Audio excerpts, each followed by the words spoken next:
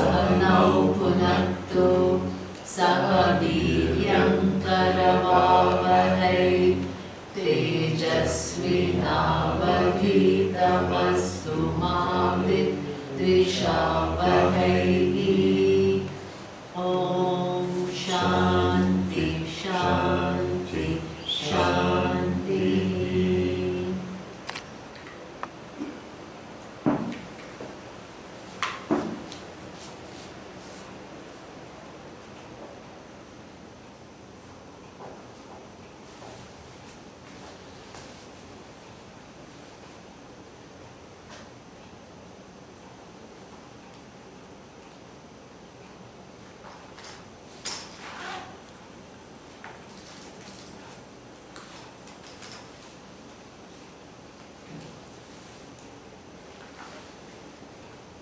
To the next verse.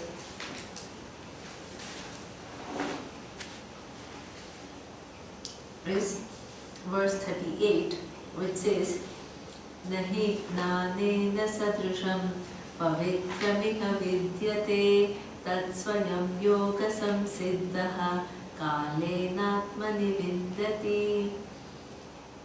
Do you repeat? Nahi gnanena sadrusham Jnana-Karma-Sanyasa Yoga Pavitramika vidyate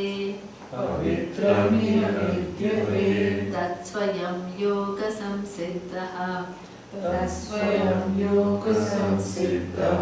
Kalenatmani vindati.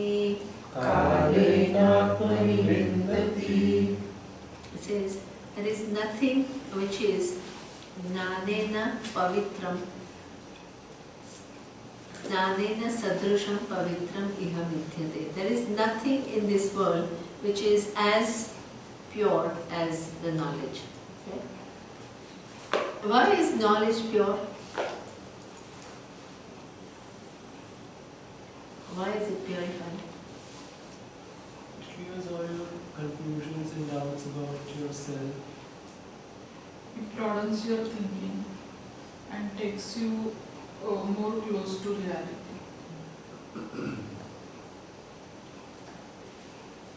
Anything, a cleanliness which is achieved through action is what? You clean the house. You next day have to clean it again. Can you say now I've cleaned it once and now I'm done for the rest of my life? You clean the mirror. You clean the windows. Anything, any cleaning which is done as a result of an action is going to be what? Limited. Anything that you have cleaned which was dirty and now through your action you have cleaned it will become what? Dirty again. There is a word, law of entropy.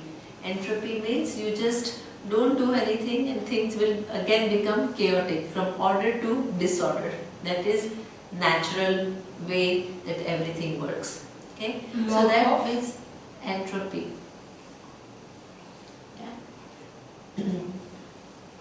If Atma is impure and you make a lot of effort and clean it up, then what?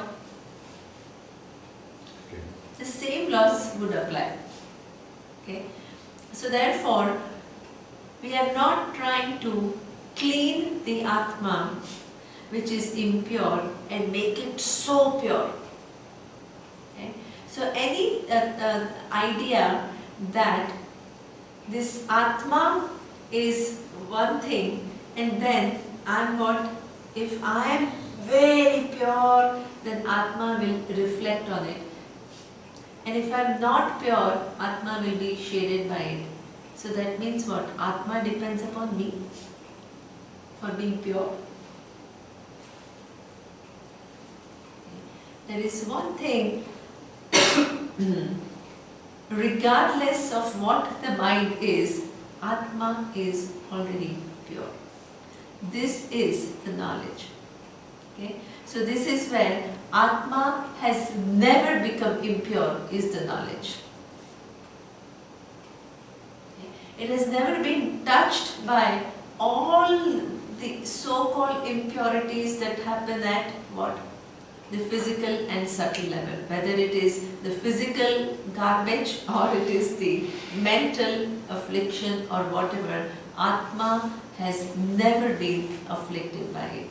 So therefore, if the knowledge is what? It's something which is already there. It is not the purity which is produced by action is what? Again subject to what? Being dirty, and then again you need to clean. This is the only thing which is not a cleansing as a result of action, but it is Swarupa. This is the nature of Atma. It has never been affected by anything that has taken place. And this is why Nahi Nanena Sadrusham Pavitram Iha Vidyate. Because Atma was always pure and you can't make it more pure than what it already is. It doesn't depend upon your actions to make it more pure. Okay? So, but in order for you to see this always, the Atma which is ever pure, what do you need to do? You need to have a mind, right, which is relatively pure to be able to see the reality of Atma which is always pure. Okay, so this is why he says, the one who has in time attained preparedness through Karma Yoga, okay, gains this knowledge in the mind. Because any knowledge takes place in the mind. And this is where we don't use very much the prakriya, the methodology of a reflection. Okay? Because what happens is that there is what they call the sun, which is reflecting in a water. Okay? And this particular jiva is what? A reflected consciousness. Is the jiva, now here you are saying, this cup space is a reflected total space. Is it a reflected total space? It is a cup space. It is a cup space which is the space. There is no one thing which is the real sun and then the reflected sun which is through the water. This cup space is a reflection of the main the space.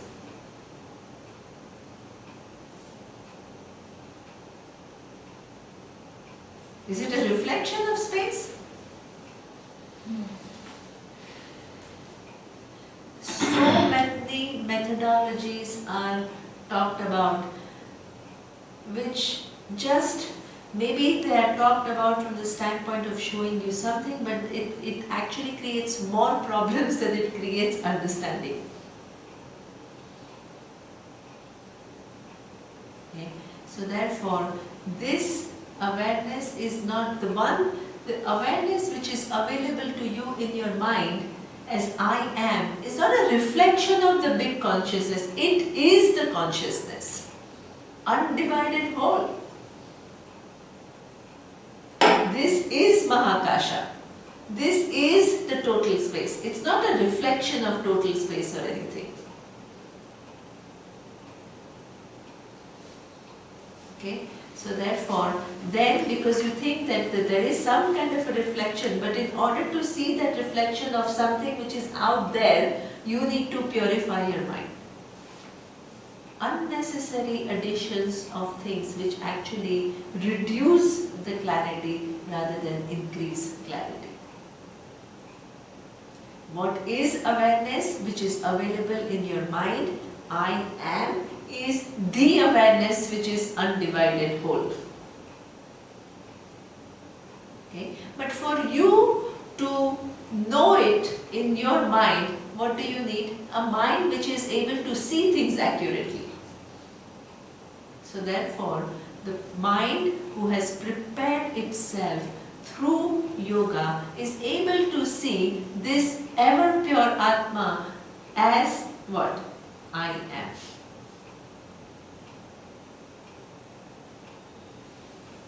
Okay. So this is what the verse says, that we are talking about. Atma does not need any purification, and it is not otherwise what the reflection and the object which is reflected, there is so much distance. If the sun is reflected here, where is the sun? Where is the sun? Miles away. If the consciousness is reflected here, where is the real consciousness? Miles away. Are we talking about consciousness which is miles away, which is reflected in your buddhi through this medium? Are we?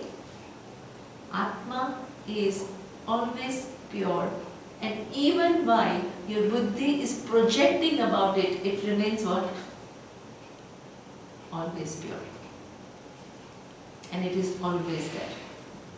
But in order to understand this Atma, which is always there, always pure, right in your buddhi, what is available in your buddhi is awareness, not reflection of awareness.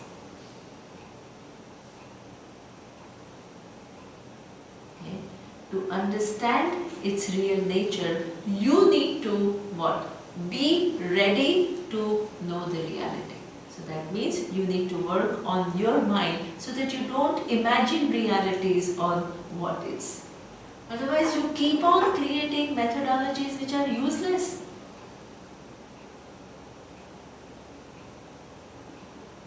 Okay. Which example to use when and for what reason? All that has to be clear. Okay.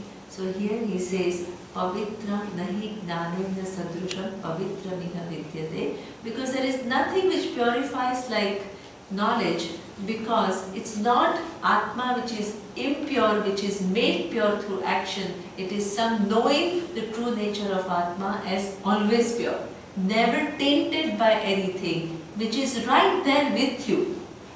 What is there with you is not a reflection, it is Atma. This is space. It is not a reflection of big space or anything. Okay? And this is why you need to prepare the mind. Because as long as the mind is not prepared, this reality will keep on eluding you. Okay? So this is what he is saying in this verse, Kale Natmani Vindati. The preparedness takes time. So therefore, that will take its own time. Preparedness is not something which is going to happen overnight. It's a lifetime process for which you listen to Shastra and you work on your growth. Okay. Then, for this knowledge to take place, there is one more condition required, and that is mentioned in the next verse. It says, Shraddha van lapate gnanam tatpara sanyatendriyaha Nanam labdva param shantim achirena digacchati. Here he says that in order to do the whole big journey of purifying yourself, listening to Shastra, all of that, there is one precondition required, and that is Shraddha. Why? What is Shraddha? What do you think is Shraddha?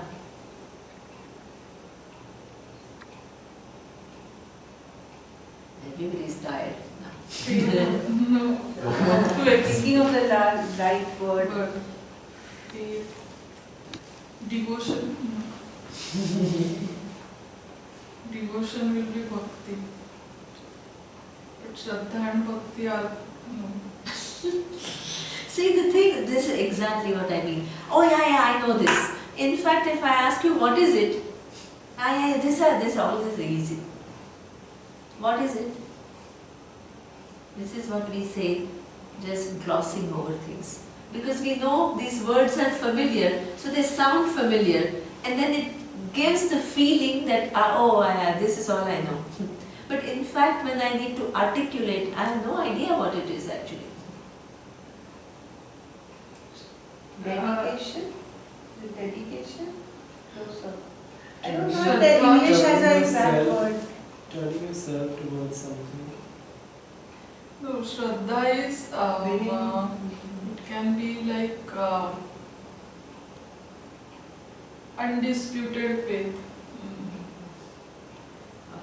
Okay, so here Shraddha again is a technical word because somehow Shraddha is almost in Varna, at least in Gujarati. I don't know how it is in Marathi and all, but in Gujarati there is almost like undisputed faith means almost like a blind faith, right? You just plunge into it, don't ask too many questions. This is Shraddha, right? This is how you depict Shraddha.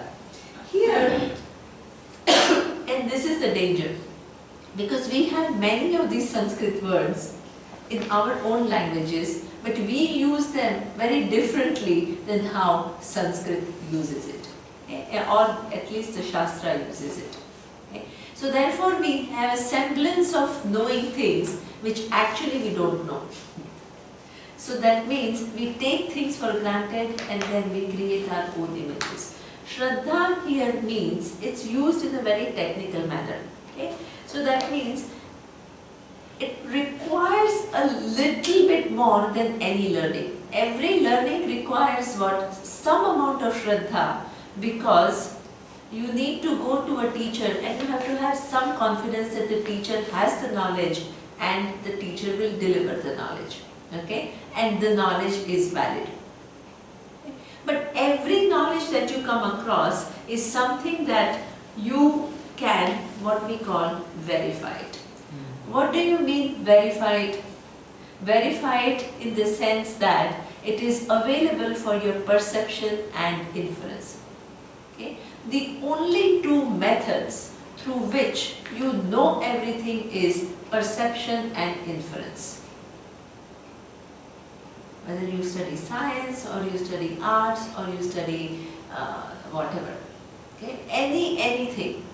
Music, dance, everything but perception. Either you see your teacher moving like this and you move like that. Okay? Or you apply some reasoning. Everything that you have learned so far, the methodology that you have used is perception and perception-based inference. Inference requires perception in the first place. Okay? Atma is the only thing which is not available to you for objectification. So therefore, your natural tendency of let me see it and let me verify it, that natural tendency doesn't work here. So generally your conclusion is that if something is not available to me for perception and inference, then what? It must be all humbug. Because everything that you have studied is perception and perception-based inference. Okay? So that means you require a little bit more faith than normal learning in a normal learning case. Okay? Because the method of learning is slightly different. Okay? What is it? But we are using logic in terms of like you said that it can't be reached by logic, but then you can use logic to verify it. Exactly. But to even expose yourself to it, okay, our normal orientation is, if it is not something which I perceive and it is not something which is within logic, then you don't even give it a time. What you are saying is that what we are saying is that it cannot be achieved through just mere perception and logic, but what Veda says can also not be contradicted by logic. But in order for you to even expose and see, it requires some Shraddha. Exactly. Because what is a natural tendency to say that, hey, what is this nonsense? Everything is done through perception and inference. What is this so-called knowledge which is not subject to perception and inference? So you don't give it a chance. Because Vedanta can prove itself to you if you are willing to listen to it. And can Vedanta prove itself to you in 10 minutes? In 10 minutes you tell me what is Vedanta and tell me why it is true. Can you explain to anybody? In 10 minutes what is Vedanta and why it is the truth? No way. Okay, so that means the person must what? Be at least first willing to listen to it. The proof of whether Vedanta works or not is where you listen, give it a chance, see what it has to say, apply your reasoning and see whether what it says makes sense or not. But that takes time. So you have to be willing to give Vedanta a chance to prove itself to you. This is what we call Shraddha. Okay. Our teacher tells a very nice story. He says that, let's say that the man was born blind. Okay. And till 20 years the man was blind. Okay. Then all of a sudden some technology came which had solution for his blindness. Okay. So therefore, after 20 years, long years, he now goes to a doctor and he performs a surgery. Okay. Now the surgery is performed, it was a successful surgery and the doctor is very happy with what the job he has done. Then he tells the patient slowly, now you open your eyes. The patient says, you first prove to me that I will see and then I will open the eyes.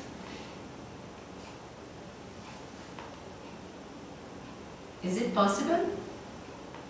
Can doctor prove to him that you will see without he himself opening the eyes? If somebody comes to Vedanta and say, you first prove to me that it is true, then I will listen to you, what will you do? What will you do? Your willingness to first listen and then see whether it is truth or not is what we call Shraddha. Okay? So Shraddhavan labhate jnanam. You first give Vedanta a chance. Okay? Its starting point is where what? Your search is going to end. You are searching for your freedom. It says you are free. Give it a chance. See what it has to say. See if it can be logically contradicted. Until it is contradicted by you logically, listen to it. Okay? That is the only way Vedanta can prove itself to you. If you want the proof of its validity before you listen to it, is it possible? It is not possible. Okay? And this is why they say, oh, if Vedanta is the truth, then how E is equal to mc square is accepted by the whole humanity, that you are the whole, why is it not accepted by the whole humanity? Very common question.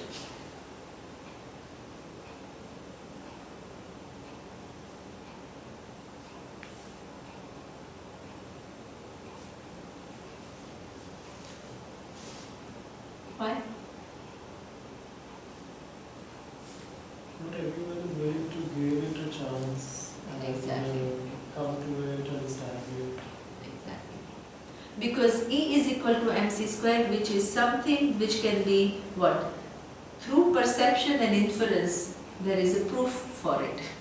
For Vedanta, the nature of I, the only proof that it works is what? The person who understands. That is the only proof. There is no external proof to it.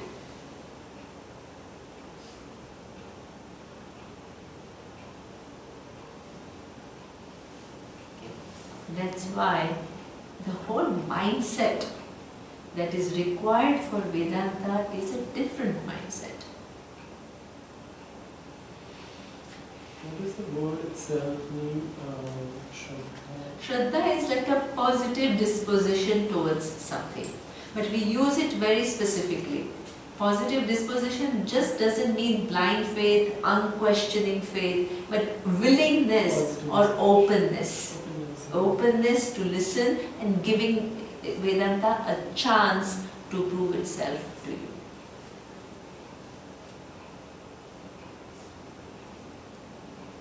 Okay. So here he says, Shraddhavan labhate jnanam tat para sanyatendriyaha. Okay. The one who has mastered one's senses, we have seen how growth is important. Jnanam labhva param shantim achirena digacchati. Having gained this knowledge, the person gains param shanti. Okay? Not long after. Once the direction is understood, the pramana is used, effort is made for personal growth, don't think that it is a very long pursuit. Achirena digacchati. Things can move very fast.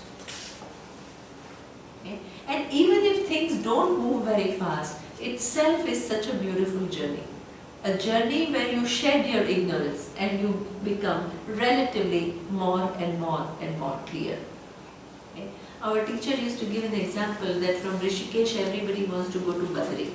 Okay? And then the Badri, the roads are very difficult to go. And then there are landslides, and then it is very cold, and the whole journey it can be very arduous. Okay? So therefore, sitting in Rishikesh, you imagine, oh my God, I have to walk or drive so many kilometers, and the weather conditions are so unpredictable, and the roads are so bad, right? And then anything can happen, landslides can happen, the roads can close, I won't be able to go, and all this imagination happens, and it seems like such a tough task. Okay? Then imagine, in those days people used to walk to Badri from here. You start walking or you start driving. Don't worry about whatever comes, you'll deal with it at that time. Okay? And you start driving. And you start seeing what? Beautiful valleys. You start seeing roaring Ganga sometimes. And you start seeing what? A calm, serene, beautiful Ganga sometimes. You see the forests. You see small villages. The whole journey is what?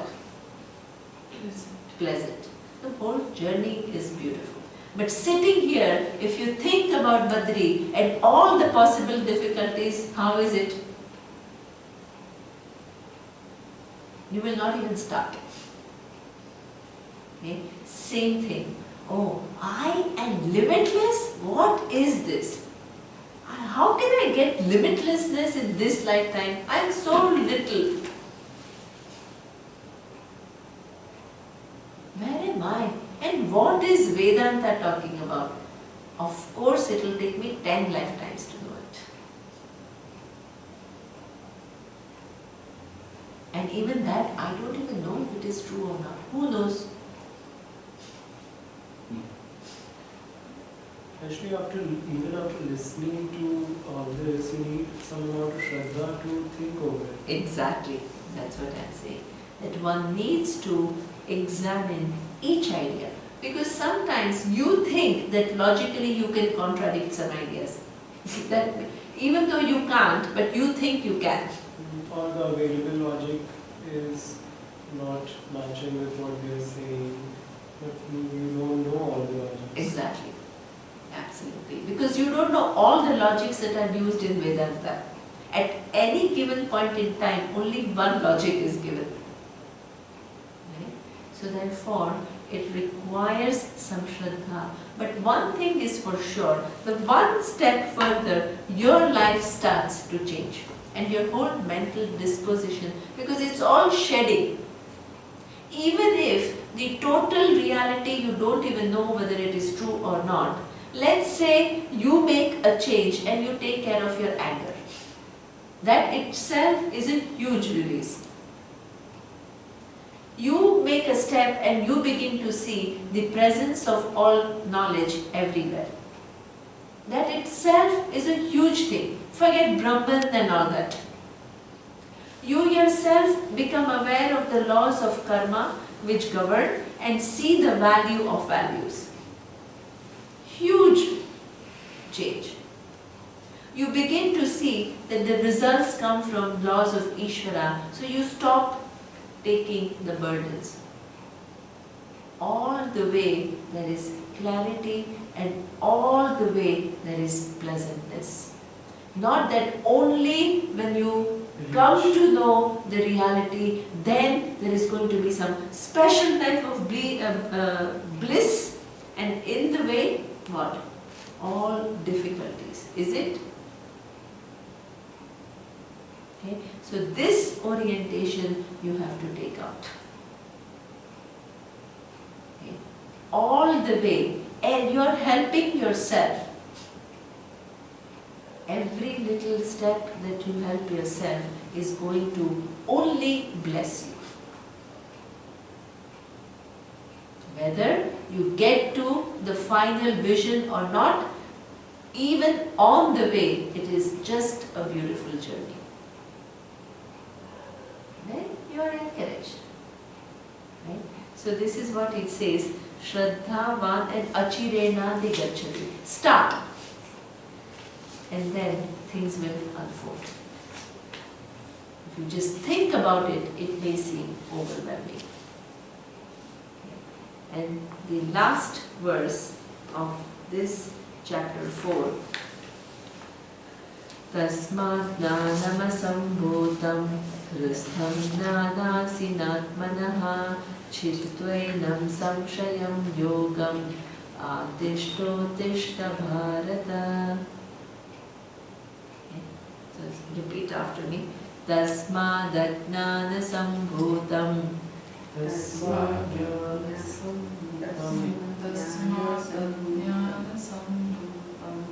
Tasmadajnana-sambhutam hristham jnanasinatmanaha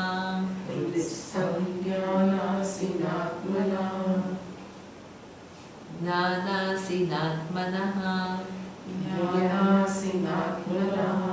chitvainam samshayam yogam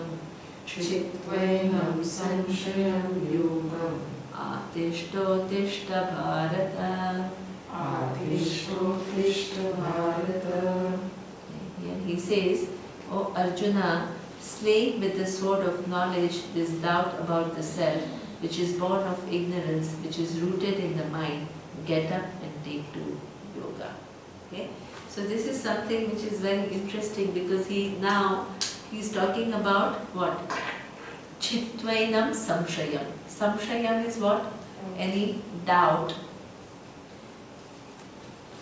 So, slaying any doubts with what? The sword of knowledge. How will you remove your doubts? When will what teacher says becomes your knowledge?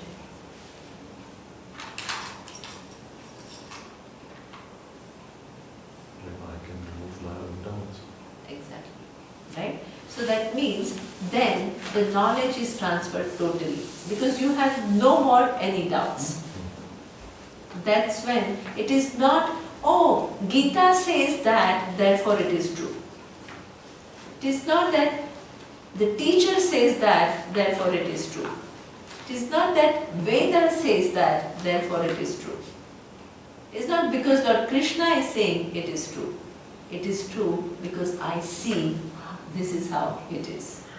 Very different. The knowledge is something which is what? Seen by you with a certain clarity. It is the process of transfer is totally complete. So the doubts can only go when what? Not when you have blind belief. Only when you see it for yourself what is being said. It's not a result of being brainwashed. Okay. The doubts go with the sword of knowledge. When you see so clearly, you no longer need the teacher. Initially to see 2 plus 2 you need a teacher because you don't see it. Once you see it, is it because the teacher is saying therefore it is true?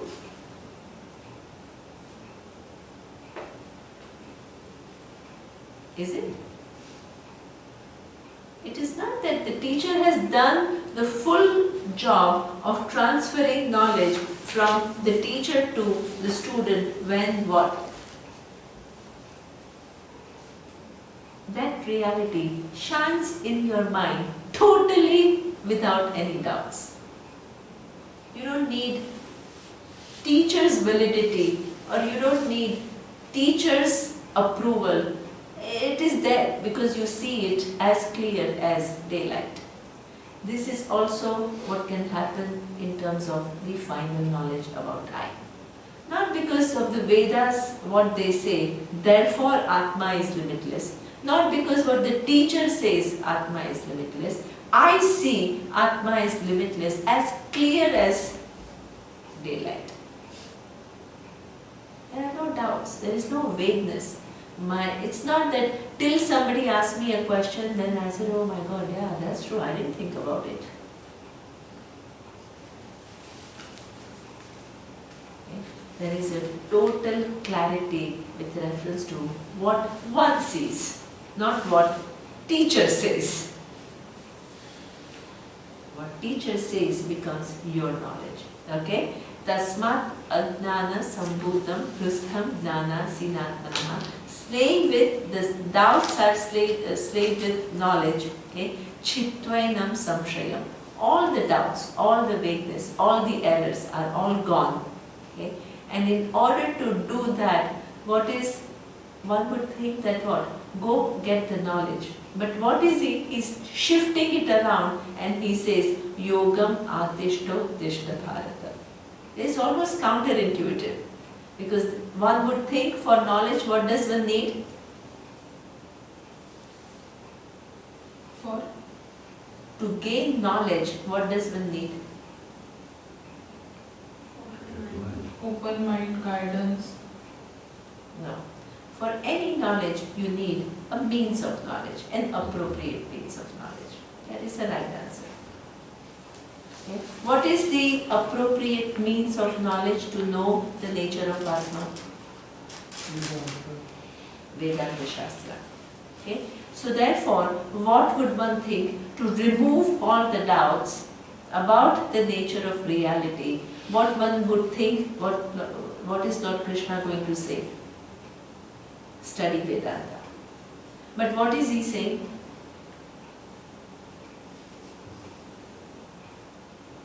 What is he saying? Be a karma yogi. Yeah, be karma yogi. But we just said that the actions cannot give you knowledge. So why is he now talking about karma yoga here? Just theory and practice. Is it theory and practice?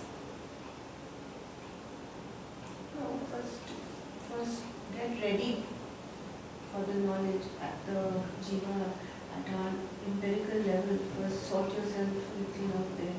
Exactly. Only then will the knowledge. Exactly. Right? Yogam Atishta Tishta Bharat. Okay? Unless you are ready, this knowledge will not take place. So therefore, there is no shortcut. Right? All the doubts, generally what happens is, once people come to Vedanta, all the logics and everything starts fascinating them. Okay? So the whole attention is only on logic, and then what happens? One overlooks one's personal growth in a day-to-day life. Here he says, yes, you listen to Vedanta Shastra. That is needed, but as Neeru says, until you finish this whole process of growth, the knowledge will not take place. So also pay attention to this whole life of Karma Yoga. This, where was Arjuna coming from? Arjuna was coming from, oh, I don't see any solution to my problem. I want to leave everything and I want to gain this knowledge. So you teach me this knowledge which is what? Going to set me free. What is Lord Krishna telling Arjuna? Get up and fight and run only Yeah, way. exactly. The knowledge is you are already free, that you are already pure, that you are already free from all sorrows. But it's not just the matter of knowing Atma. If you run away from your duties, and if you don't do what needs to be done, then even if you go and study Vedanta Shastra, sitting in Himalayas, devote 3 years, 5 years, 10 years, knowledge will not take place. Okay? Solution is not to run away. This is what our teacher was saying. If the world is too much for you and you want to run away and study Vedanta, Vedanta will not work. You stay where you are. Make all your problems into non-problems.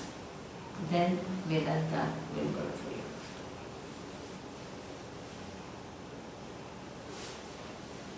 Okay. Isn't he saying the other way around over here? That the knowledge that you're already free is already with you. Now get up and do your karma. See, the problem is that that is not the case. So it's not To one after assume- the other. Exactly. See, to us, this is one of the biggest problems that people have, because people have listened to Vedanta and they kind of can repeat the fact that I am Brahman, I am awareness. They think I know it already. This is the biggest fallacy, because people don't know it and they have a semblance of knowing it. Okay? So that means people ask you any question from any standpoint, people are unable to answer and they still think, oh, I know it and now I have to practice it. See, this is all a wrong terminology, because the understanding is wrong. When you have not understood something and you think you understand, is something which is a big problem.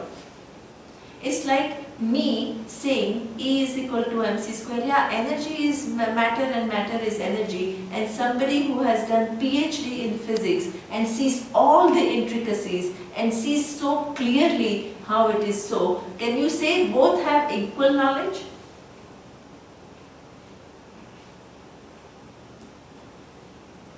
Okay.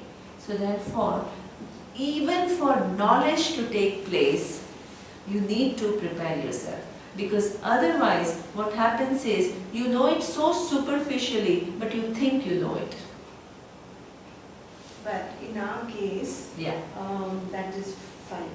I understand that we have to prepare ourselves, be ready, be open, have Shraddha, and study the Shastra, then knowledge will happen.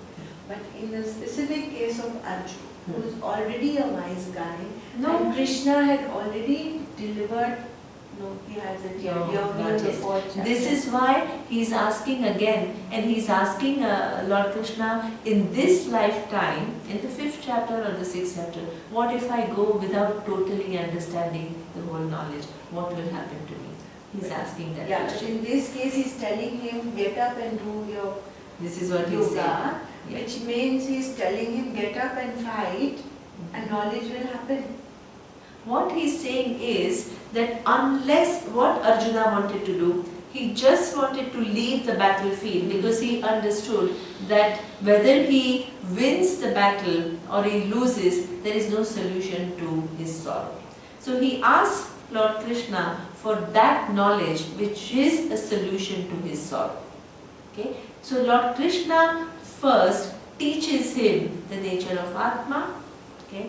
But then he would think, oh, if I am already free, and if this is the nature of Atma, then I want to just go to Himalayas now further and study it more until I understand it clearly.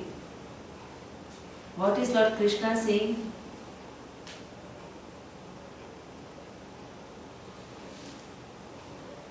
The minute you think that Atma is already free, and all I have to do is to know this nature of Atma, what is your tendency?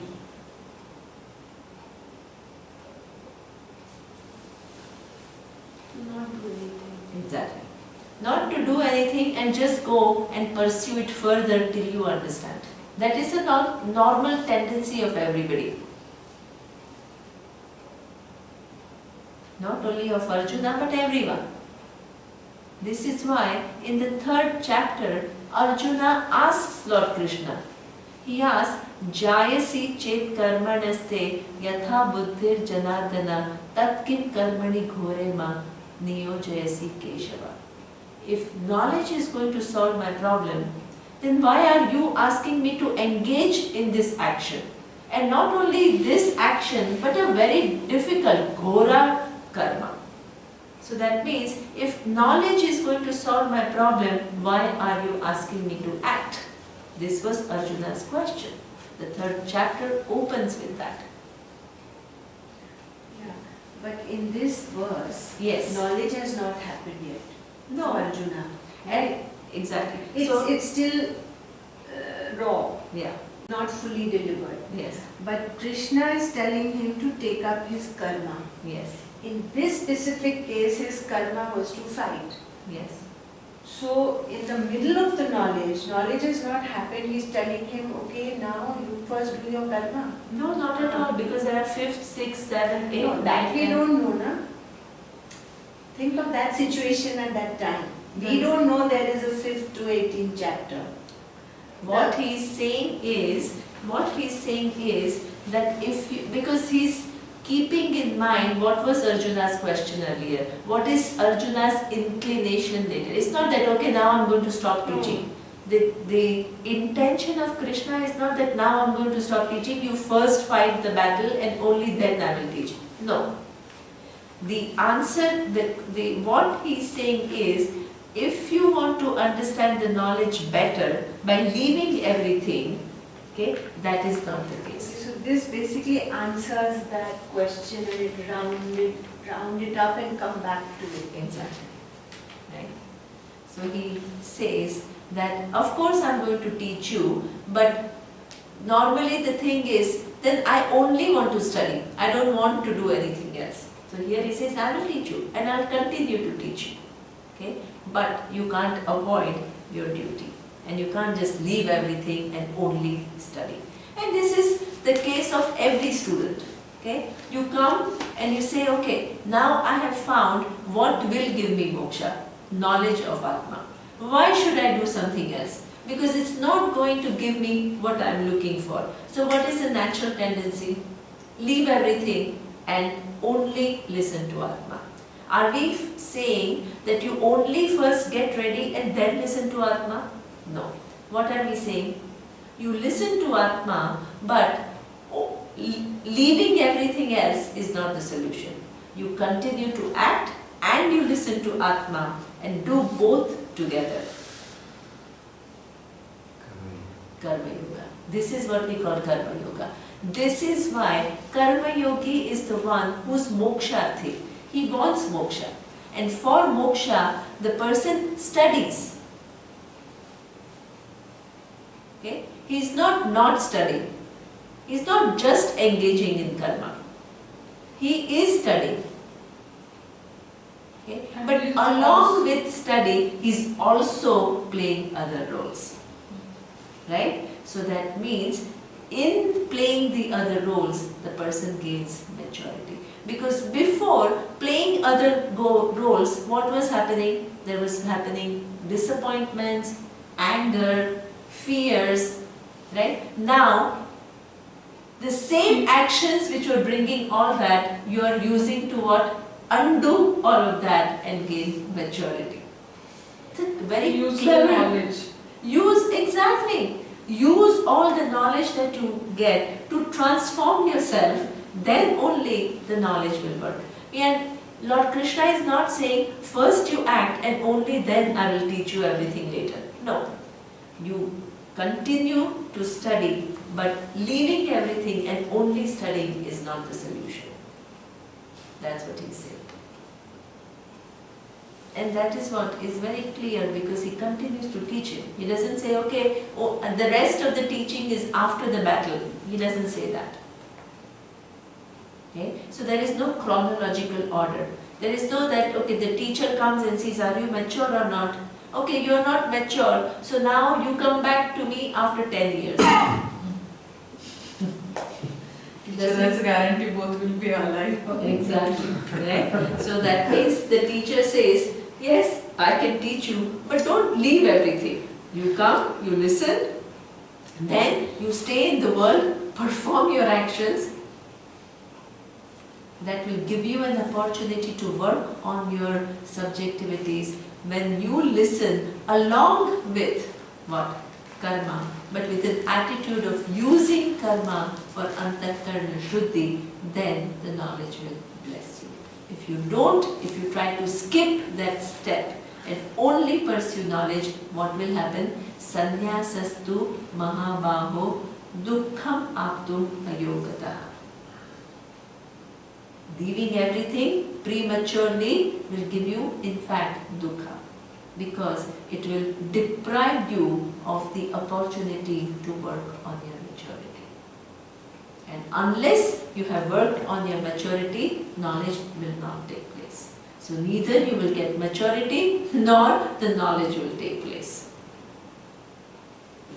So karma yoga is a very safe way. You pursue knowledge and you also engage in the world, because through that engagement you will realize which are the areas in which I need to work. Where is it that I need to gain maturity? So that means a karma yogi is doing both. He is pursuing knowledge and he is engaging in the world. And this is what Lord Krishna is saying. Yes? So, that is the end of the 4th chapter. Okay? We've seen number of things, starting from what is avatar, okay, to what is a wise person, what is karma, vikarma, akarma, okay, and the whole description of how the wise person transacts with the world, which gives mumukshu what? An idea of what are the values which need to be cultivated to gain that maturity, which makes the wise person a wise person. Then it also talks about, to be wise, you need what? Shastra. Without Shastra, without an appropriate means of knowledge, there is no knowledge which can take place. Not only you need Shastra, you need what? The proper teacher. But Shastra and proper teaching will not do its job unless you have Shraddha.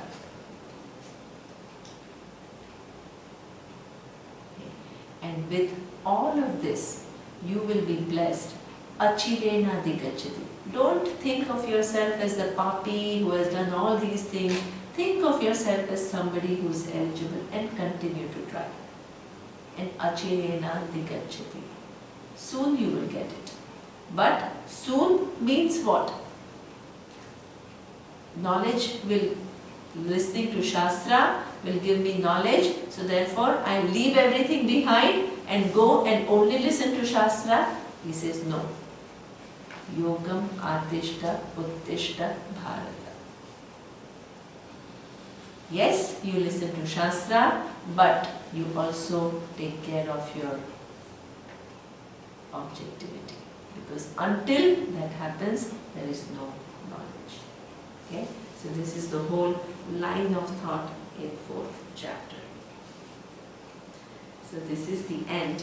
So, Om iti Srimad Bhagavad Gita Upanishadsu Brahma Vidyayam Yoga Shastre Shri Krishna Arjuna Samvade Jnana-Karma-Sanyasa Yoga Nama Chaturthodhyaya. So you repeat after me. Om iti Srimad Bhagavad Gita Upanishadsu. Om iti Srimad Bhagavad Gita Upanishadsu Brahma Vidyayam Yoga Shastre Brahma Vidyayam Yoga Shastre Shri Krishna Arjuna Samvade Shri Krishna Arjuna Samvade Jnana-Karma-Sanyasa Yoga Nama Jnana-Karma-Sanyasa Yoga Nama Chaturthodhyayah. Chaturthodhyayah. Okay, so just very briefly, iti Srimad Bhagavad Gita. So, where is this? All these verses happening in Bhagavad Gita, but it has equal status as Upanishad. Bhagavad Gita Su, Upanishad Su. What is the subject matter of Bhagavad Gita and Upanishad? Two subject matter: Brahma Vidya and Yoga Shastra. Brahma Vidya is knowledge that I am Brahman, and all the methodology which shows you that. What is Yoga Shastra? Everything that I do to prepare myself for this knowledge, which is Karma Yoga. Okay? Yoga Shastra, and then where is it, how is it taking place? Krishna, and it is a samvada. It is a dialogue between Krishna and Arjuna. Okay? And what is the fourth chapter? What is the name of fourth chapter? Jnana-Karma-Sanyasa Yoga Nama. So here this akarma, which is what? Karma sannyasa. How is it? Only through knowledge. Okay? Akarma, generally, what do you think? When you don't do anything, you are actionless. What is Lord Krishna saying? Akarma in its real sense can only be gained by knowledge. Okay? You can be very active, but if you understand Atma to be actionless, then that is what we call only Jnanena. You can totally give up karma. The ritual sannyasi, the sannyasi gives up roles, but until the knowledge takes place, sannyasi is also an action, the actor. The sannyasi only minimizes one's roles. Okay? He is still an actor. The real karma can only be given up through knowledge, not by one lifestyle or the other lifestyle. Okay? So this is what the whole purpose of the chapter is. I want to ask one small thing. Yes. This word, Srimad Bhagavad Gita, the word Mad Bhagavad Gita, what does Mad mean? Srimad. Shriman, the one, it is actually Matup Pratyaya in Sanskrit, that which has Shri. So Matup means Shriman, Dhanvan. These are all Matup. This is it's like a the one who has. The one who has. It has the meaning of one who has. Shri. Okay, it is all the wealth. Bhagavad Gita. Don't think that wealth is only what?